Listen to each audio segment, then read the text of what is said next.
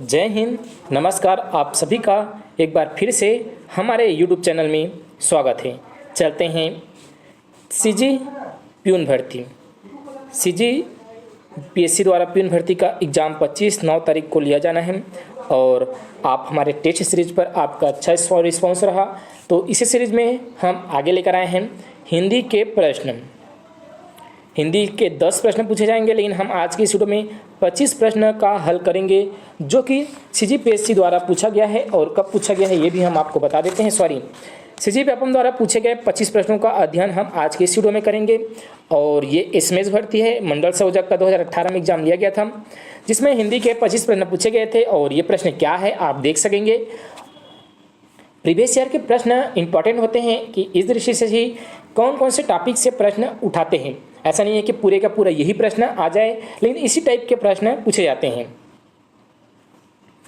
ये प्रश्न आपकी स्क्रीन पर हो चुके हैं और ये प्रश्न है कि ओखली में सिर दिया तो मुसलों से क्या डरना कहावत का अर्थ क्या होता है। इस कहावत का क्या अर्थ है ये पूछा हुआ है। अगर आप आंसर जान रहे हैं तो आप आंसर लिखेंगे 101 का क्या आंसर है, बी आंसर तो आप बी कमेंट करेंगे। ठीक है। काम करने का उतारू होना इसका सही आंसर है। ओखली में सिर दिया तो मुसलों से क्या डरना। काम करने पर उतारू हो चुके हैं, काम करने के इच्छुक हैं, तो हमें किसी से नहीं डरना है। बी ऑप्शन इस क्वेश्चन का सही आंसर है।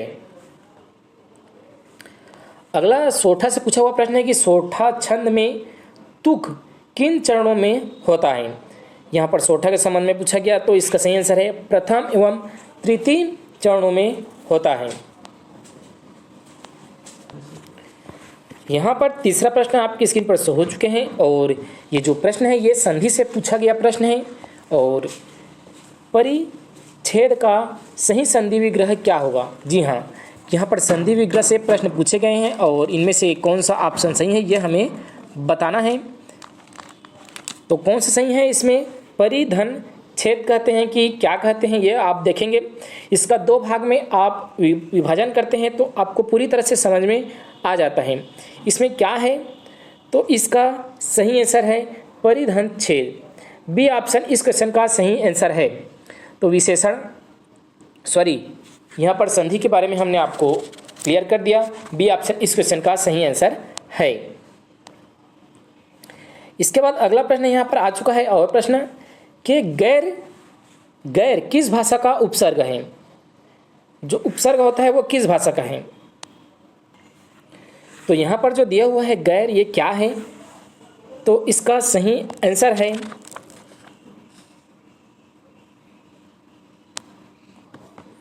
डी ऑप्शन अरबी और फारसी। तो किस टॉपिक से पूछ रहा है, तो जैसे कि यहाँ पर मान ले पूछ लिया जाता है कि उपसर्ग किस तरफ लगता है, आगे में भी पीछे। तो उपसर्ग अ से आगे आपको याद रखना है और प्रत्यय प से पीछे याद रखना है, तो आप भूलेंगे नहीं।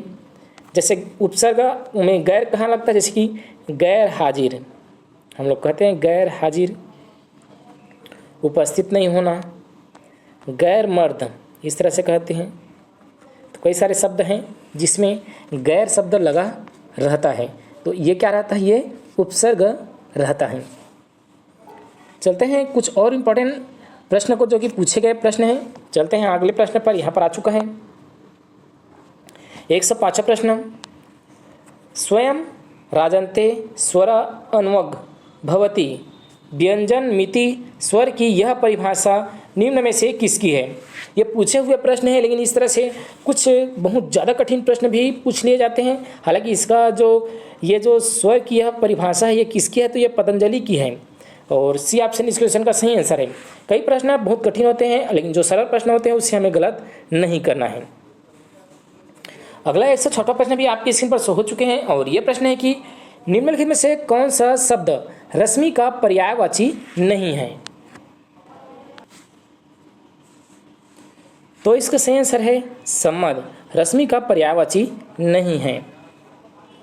अगला 107वां प्रश्न है कि जानबूझकर हानिकारक कार्य करना किस मुहावरे का अर्थ है। अर्थात जानबूझकर जो हानिकारक कार्य करते हैं तो वो क्या कहलाता है, ये पूछा हुआ है। तो इसका सही आंसर है अंगारों पर पैर रखना जानबूझकर हानिकारक कार्य करना है। यहाँ पर है कि दोहा छंद के विषम चरणों में कितनी मात्राएं होती है। अब यहाँ पर दोहा सोठा से भी प्रश्न पूछे जाते हैं, ये आपको ध्यान रखना है। जब 10 प्रश्न पूछे जाते हैं तो थोड़ा सा लेवल कम हाई का रहता है, लेकिन 25 प्रश्न पूछा गया इसलिए लेवल हाई है। एक दोस्त द्वारा एक जो हमारे फ्रेंड हैं उनके द्वारा कमेंट भी किया गया यूट्यूब में कि आप क्वेश्चन का लेवल थोड़ा ऊपर करिए। तो ये रिपीटेड प्रश्न है, हालांकि व्यापम द्वारा पूछा गया प्रश्न है, लेकिन थोड़ा सा ज़्यादा ऊपर हो गया ये प्रश्न। अगर 10 प्रश्न पूछे जाते हैं तो इतने ज़्यादा अंदर से नहीं पूछे जा सकने की संभावनाएं रहती हैं। तो दोहा छंद के जो विषम चरणों में कितनी मात्राएं होती हैं ये पूछा हुआ है। तो इसको देख लेते हैं कि इसका क्या आंसर आता है। सबसे पहले हम यहाँ पर, तो इसका सही आंसर है सी ऑप्शन 13 होता है। सी ऑप्शन इसका सही आंसर है। यहाँ पर अगला आया हुआ है समाज से प्रश्न पूछ लिया गया है कि भरपेट, जो भरपेट होता है वो कौन सा समास है। यहाँ पर 4 ऑप्शन दिया हुआ है। पहला द्विगु समास दिया हुआ है, दूसरा तत्पुरुष समास और तीसरा ऑप्शन कर्मधारय समास। लेकिन हमें यह बताना है कि इसका सही आंसर, चौथा अव्ययी भाव समास भी दिया हुआ है, तो कौन सा आंसर सही है। तो इसका सही आंसर क्या है, इसका सही आंसर है डी ऑप्शन अव्ययी भाव समास। अब थोड़ा सा यहाँ पर आपको समास के बारे में भी हम रिवाइज कर देते हैं कि समास क्या होता है। समास 2 या 2 से अधिक शब्दों के मेल से जो नए शब्द बनाने की क्रिया होती है उसे समास कहते हैं। आपको समझ आ गया परिभाषा। 2 या 2 से अधिक शब्दों के मेल से जोड़कर जो नए शब्द बनाए जाने की क्रिया होती है उसे समास कहते हैं। संक्षेप रूप में आपको समझ में आ गया होगा। और समास जो कई प्रकार के होते हैं ये पूछ ले तो समास 6 प्रकार के होते हैं। कितने प्रकार के? 6 प्रकार के। और ये 6 प्रकार होते क्या हैं तो यहाँ पर क्रम से एक बार बता देते हैं। सबसे पहला अव्ययी भाव समास, दूसरा आपका होता है तत्पुरुष समास, तीसरा आपका होता है कर्मधारय समास, चौथा आपका होता है बहुब्रीहि समास, और पांचवा होता है द्विगु समास, और छठवां होता है द्वंद्व समास। यहाँ पर आपको समझ में आ गया होगा। लेकिन पदों की प्रधानता के आधार पर मूलतः समास 4 प्रकार के होते हैं। अगर हम समास रूप सामान्य रूप से पढ़ें तो 6 प्रकार के, लेकिन अगर मूलतः पूछ ले पदों के आधार पर तो मूलतः पदों के आधार पर 4 प्रकार के होते हैं, जिसमें हम तत्पुरुष समास को एक लेते हैं और कर्मधारय समास और जो द्विगु समास होता है उसे हटा देते हैं। अव्ययी भाव जो समास होता है उसमें बार बार रिपीटेड वाले रहते हैं। उदाहरण के तौर पर जैसे घर द्वार या घर घर या घड़ी घड़ी कहते हैं हम लोग, या गांव गांव, जैसे दिनों दिन, प्रतिदिन, प्रति मास, प्रति क्षण, प्रति वर्ष, प्रत्यक्ष, ये से जो शब्द आते हैं वो इसमें आते हैं। एक तरह से जैसे कि बेकाम, बेकाम, भरपेट, प्रतिपल, यथामति, यथाविधि, यथावर, ये सब आते हैं क्या बोलते हैं अव्ययी भाव समास में। अब यहाँ पर आगे आ जाता है कर्मधारय समास भी दिया हुआ है। तो कर्मधारय शब्द में जैसे कि कुछ विशेष आते हैं, विशेष इसमें विशेष रहते हैं, जैसे कि भगवान का नाम रहता है, जैसे नीलंबर, पीतंबर, नीलकंठ, ये सारे आते हैं। तो इतना ही रखते हैं, चलते हैं अगले प्रश्न पर। छंद पर यहाँ पर प्रश्न पूछा गया है, छंद शास्त्र में पाद का अर्थ क्या है। तो यहाँ पर छंद में पाद जो होता है उनका अर्थ क्या होता है ये पूछ लिया गया है, और इसका भी आंसर हम लोग यहाँ पर देखते हैं कि इसका आंसर है क्या। तो इसका सही आंसर है बी ऑप्शन। छंद शास्त्र में पाद या चरण, इसे हम जो पाद बोला है इसे चरण भी कहते हैं, जो कि छंद के 6 अंग होते हैं उसमें पहला अंग होता है चरण या पाद या पद। तो इसी पूछा हुआ है, अगर अंग पूछा जाता तो यह पहला अंग रहता।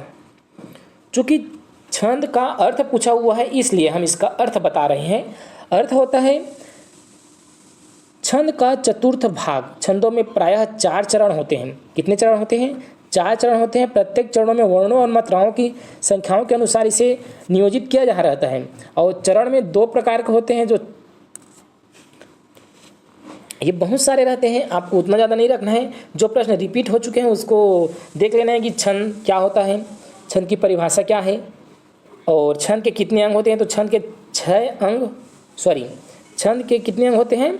7 अंग होते हैं, जिसमें पहला क्या होता है? पाद होता है, दूसरा होता है वर्ण होता है, तीसरा संख्या, चौथा गढ़। यहाँ पर 111वां प्रश्न है कि भरत मुनि ने स्थायी भाव की संख्या कितनी मानी है? इसका सही आंसर क्या है? तो इसका सही आंसर आप गैस भी करें कि इसका सही आंसर होता क्या है। भरत मुनि ने स्थायी भाव की संख्या कितनी मानी है, ये पूछा गया है।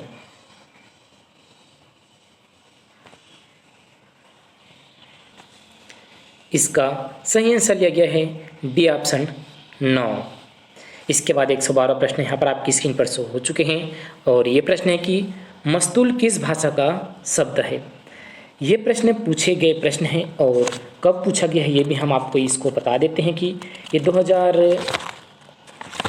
व्यापम द्वारा पूछा हुआ है 2018 में और रिपीटेड प्रश्न है। ऐसे हम ऐसा नहीं कर सकते कि आपको यही प्रश्न आए, लेकिन इसी टाइप के प्रश्न पूछे जाएंगे। यहाँ पर मस्तूल किस भाषा का शब्द है ये हमें बता देना है, तो इसका सही आंसर है ये जो भाषा है ये पुर्तगाली शब्द का भाषा है। डी ऑप्शन इस क्वेश्चन का सही आंसर है। यहाँ पर अगला प्रश्न है कि यह तुम्हें बापू के अमूल्य गुणों की थोड़ी बहुत जानकारी अवश्य कराएगा। इस वाक्य में निहित विशेषण वाला वर्ग कौन सा है? तो विशेषण वाला वर्ग कौन सा है ये हमें यहाँ पर फाइंड आउट करना है। तो यहाँ पर है सी ऑप्शन इसका सही आंसर है अमूल्य थोड़ी बहुत। आपको जो कठिन प्रश्न रहते हैं उनको तो जरूरी नहीं है कि आप बनाएं, लेकिन जो सरल प्रश्न है वो हमें गलत नहीं करना है। आपको एग्जाम से बाहर वही करता है जो सरल प्रश्न होते हैं, अगर आप उससे गलत करते हैं तो। यहाँ पर है कि स्वर संधि के कितने प्रकार होते हैं? सबसे पहले तो संधि आप जानते हैं कि 3 प्रकार के होते हैं। उसमें जो स्वर संधि होता है वो कितने प्रकार के होता है ये पूछा गया है। तो इसका सही आंसर है स्वर संधि 5 प्रकार के होते हैं। यहाँ पर आपको थोड़े से स्वर संधि के बारे में भी हम आपको बता देते हैं। 2 वर्णों के मेल को संधि कहते हैं। ओवरऑल पूछ लिया जाए 2 वर्णों को मेल को संधि कहते हैं। संधि 3 प्रकार के होते हैं, जिसमें पहला प्रकार स्वर संधि, फिर व्यंजन संधि, उसके बाद विसर्ग संधि होते हैं। उसमें भी अगर इसमें पूछ लिया गया है कि स्वर संधि के कितने प्रकार होते हैं, तो 5 प्रकार होते हैं, जिसमें पहला क्या होता है तो दीर्घ स्वर संधि। क्या होता है? दीर्घ स्वर संधि। दूसरा होता है गूढ़ स्वर संधि। आपका ये रिवीजन है, आप एक बार पढ़ ही चुके होंगे। गूढ़ स्वर संधि के बाद तीसरा है वृद्धि स्वर संधि, फिर यड़ स्वर संधि, उसके बाद होता है अयादि स्वर संधि। तो चलते हैं अगले प्रश्न पर। अगला 115वां प्रश्न है। हमने आपको आंसर कमेंट करने का भी तरीका बताया हुआ है कि आप 115 लिखेंगे और आंसर को कमेंट करेंगे ABCD। बहुत सारे द्वारा कमेंट किया गया, तो उनका बहुत ही धन्यवाद कि उन्होंने फीडबैक दिए और कमेंट किए। 115वें प्रश्न में क्या प्रश्न है यहाँ पर देख लेते हैं कि मधुर भाषण करने वाला के लिए एक शब्द क्या प्रयोग करते हैं? तो जो मधुर भाषा का प्रयोग करते हैं उनको हम एक शब्द में क्या कहते हैं ये पूछा हुआ है। तो मधुर भाषी। जो कम बोलते हैं उसे अल्पभाषी कह सकते हैं, कम भाषा बोलता है उसे। यहाँ पर चलते हैं अगले प्रश्न पर। यहाँ पर आ चुके हैं कि कर्मधारय समास के कितने भेद होते हैं? कर्मधारय समास के कितने भेद होते हैं? तो इनके 4 भेद होते हैं। समास तो हम पढ़ते ही हैं, लेकिन समास के अंदर जो समास 6 भाग में बांटा जाता है, उसके अंदर फिर से समास को और विभिन्न भागों में बांटा गया है, जिसमें 4 प्रकार के कर्मधारय समास होते हैं। यहाँ पर अगला प्रश्न है कि 117वां प्रश्न की मुख्य शब्द का विलोम क्या होता है? तो यहाँ पर मुख्य शब्द का विलोम यहाँ पर हम आपको बता देते हैं। मुख्य शब्द का विलोम होता है वाचल। मुख्य कहने का अर्थ वो ज़्यादा बातें नहीं करता है, लेकिन वाचल कहने का अर्थ होता है कि वो ज़्यादा बात करता है। तो समझ गए होंगे, मुख्य मतलब कम बात करने वाला और वाचल मतलब ज़्यादा बात करने वाला होता है। इसके बाद आपकी स्क्रीन पर यहाँ पर आ चुका है कि वात्सल्य ध्वनियाँ कौन है? वात्सल्य ध्वनि को पूछ लिया गया है कि इनमें से वात्सल्य ध्वनि कौन सा है? तो इसमें से जो सी ऑप्शन है वो इसका सही आंसर है। प फ ब जो वाला ऑप्शन होता है क च ट त प होता है, देखे होंगे क च, यहाँ पर हमने भूल गए क च ट त प, जो लास्ट होता है वो वात्सल्य ध्वनियाँ होता है। तो आप हिंदी पढ़े होंगे तो इस तरह से विभाजन कर चुके होंगे 5 भाग में। हम इसमें प्रैक्टिस कर रहे हैं। 119वां प्रश्न भी आपकी स्क्रीन पर शो हो चुके हैं और ये प्रश्न है कि मूल शब्द किसे कहते हैं। तो मूल शब्द किसे कहते हैं, ऑप्शन में 4 दिया हुआ है, जैसे कि जिन शब्दों के खंड सार्थक न होते हों। दूसरा ऑप्शन दिया हुआ है कि जो 2 शब्दों के मेल से बना हो। इसके अलावा अगला दिया हुआ है कि जिनमें उपसर्ग एवं प्रत्यय दोनों लोग होते हों। उपसर्ग में से उत्तरोक्त में से कोई नहीं। तो इनका सही आंसर है जिन शब्दों के सार्थक खंड सार्थक न होते हो। ये इसका सही आंसर है पहला ऑप्शन। चलते हैं अगले प्रश्न पर। अगला प्रश्न है कि उत्पत्ति की दृष्टि से शब्द के कितने भेद होते हैं। तो इसका सही आंसर क्या है, इसका सही आंसर है 4 भेद होते हैं। उत्पत्ति की दृष्टि से शब्द के 4 भेद होते हैं। यहाँ पर अगला प्रश्न है कि 121वां प्रश्न की कृत प्रत्यय के मेल से बनने वाला शब्द को क्या कहते हैं। तो कृत प्रत्यय के मेल से जो शब्द बनते हैं उसको क्या कहते हैं, ये पूछा हुआ है। तो ये कहते हैं कृदंत, क्योंकि ये पूछा हुआ है प्रत्यय के मेल से। तो क्री का जो ऑप्शन आएगा वो क्या रहेगा, पिछ आगे में रहेगा। प्रत्यय मेल से बना हुआ है, तो इसका सही आंसर है डी ऑप्शन। यहाँ पर है वर्तनी का सबसे बड़ा आधार क्या है, उच्चारण है या मात्रा है या चिन्ह है। तो इनमें सबसे बड़ा आधार क्या होता है, उच्चारण। आपने देखा होगा उच्चारण ही सबसे बड़ा आधार होता है वर्तनी का। आप जैसे उच्चारण करेंगे वैसा ही आपका आधार बनता है वर्तनी बोलने का। जैसे कि मेरा कई शब्द गड़बड़ा भी जाता है, आपने कमेंट भी करते हैं कि ये शब्द थोड़ा सा गड़बड़ा गया है, तो वैसा हो जाता है। उच्चारण में थोड़े से प्रॉब्लम होते हैं, तो उच्चारण ही महत्वपूर्ण रखता है ध्वनि के आधार में। इसके बाद अगला आ चुका है 123वां प्रश्न की बीती भिगावरी जागरी अंबर पनघट में डूबो रही तारा घट उषा नगरी में किस अलंकार को। तो ये चूँकि ये 25 प्रश्न पूछा हुआ है, इसलिए इस तरह से कठिन प्रश्न डाले गए हैं। और जो सीजी प्यून भर्ती होगा CGPSC द्वारा, तो उनमें 10 या 5 प्रश्न ही रहेंगे। कैलिफिकेशन तो नहीं किया गया, लेकिन 10 से 5 प्रश्न रह सकते हैं। तो ये रिपीटेड प्रश्न है। हालांकि अलंकार से 10 या 5 प्रश्न पूछते हैं तो इससे प्रश्न नहीं बनते हैं, लेकिन इस प्रश्न को ये आ चुका है तो इसको हल कर लेते हैं। इसका सही आंसर है ए ऑप्शन रूपक। अब यहाँ पर जो लास्ट के 2 प्रश्न हैं वो आपकी स्क्रीन पर शो हो रहे हैं, दोनों प्रश्न का हल करते हैं। 124वां प्रश्न यहाँ पर शो हो चुका है और ये प्रश्न है कि यशोधरा किस संधि का उदाहरण है। जो यशोधरा शब्द है ये किस संधि का उदाहरण है, ये पूछा हुआ है। तो इसका सही आंसर क्या होगा ये आपको बताना है। तो इसका सही आंसर है विसर्ग संधि। क्या आंसर है, विसर्ग संधि इसका सही आंसर है। तो संज्ञा कितने प्रकार के होते हैं, संज्ञा किस प्रकार के शब्द होते हैं ये पूछा हुआ है। तो संज्ञा किस प्रकार के शब्द होते हैं, इसका सही आंसर है विकारी प्रकार के शब्द होते हैं। बी ऑप्शन इसका सही आंसर है। तो हम तो ये नहीं कह सकते कि आपके ये 25 जो प्रश्न हमने हल किए हैं कि यही आ जाए, लेकिन यही टॉपिक से प्रश्न पूछते हैं, चाहे वो संध्या का हो, समास का हो, स्वर का हो या संधि का हो, इसी टॉपिक से प्रश्न बनते हैं। वीडियो आपको कैसा लगा इसको आप कमेंट बॉक्स में कमेंट करके एक बार फीडबैक आप ज़रूर दें। अगर वीडियो आपको पसंद नहीं आता है तो आप डिसलाइक भी कर सकते हैं और पसंद नहीं आए ऐसा आप कमेंट भी कर सकते हैं। लेकिन अगर आपको पसंद आया होगा तो आप नाइस कमेंट करें या आप अपना अच्छा सा फीडबैक दें। जय हिंद, मिलेंगे अगले वीडियो।